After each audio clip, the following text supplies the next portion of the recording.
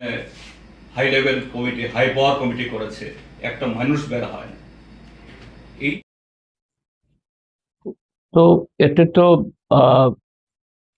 মাননীয় পদ্মত মাণিক্য কিশোর, তীব্রামথার সুপ্রিমো, তিনি তার যে রাজনৈতিক অবস্থান, যেটা কখনো কখনো নানা ধরনের যে মূর্তি ধরে ত্রিপুরাতে এসে তিনি বলেন ত্রিপুরার যে সরকারটা কার? বিজেপির সরকার, বিজেপির কেন্দ্রীয় সরকার নীতিতে চলে, তাদের সরকার। তারা ত্রিপুরাসাদের জন্য, এডিসির জন্য কিছুই করছে না, এরকম নানাভাবে এখানে সাধারণ মানুষদেরকে ধরে রাখার জন্য, তাদের সমর্থন পাওয়ার জন্য তিনি কথা বলেন। আর দিল্লিতে গিয়ে সেখানে বিজেপি নেতৃত্বদের সামনে অন্য কথা বলে।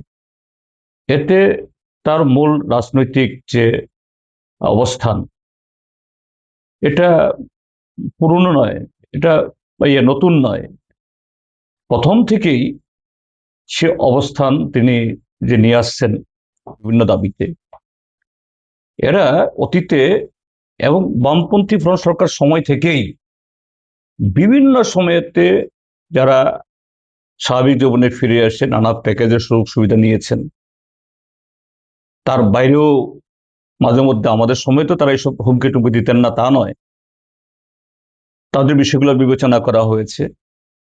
এই বিজেপি সরকার গত 8 বছরে বিভিন্ন সময়েতে পাহাড় দখলের অছিলায় এই সমস্ত এই বিভিন্ন সময়েতে যারা স্বাভাবিক জন্য ফিরে আসছেন এদেরকে নিয়ে, তাদের বিভিন্ন গ্রুপকে নিয়ে লোক দেখানো আত্মসমর্পণ, লোক দেখানো নাটক এগুলি করেছে। জাম্পুই জলাতে যে টিএসআর, জাম্পুই জলার বহু জওয়ান খুন হয়েছে, তাদের ক্যাম্প খালি করে এদের ছেড়ে দিতে বাধ্য করা হয়েছে। চুক্তি হয়েছে দিল্লি থেকে স্বরাষ্ট্রমন্ত্রী ভিডিও কনফারেন্সিংকে কখনো 300 কোটি, কখনো 250 কোটি, কখনো 500 কোটির গল্প শুনিয়েছে।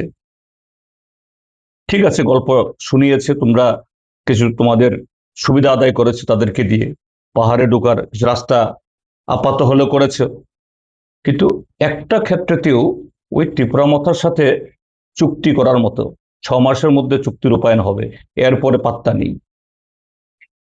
ওই এর আগে আইপিএফটির সাথে এনসি দেববর্মা থাকার সময়তে সেখানে high level committee, high power committee করেছে, একটা মানুষ বের হয় না।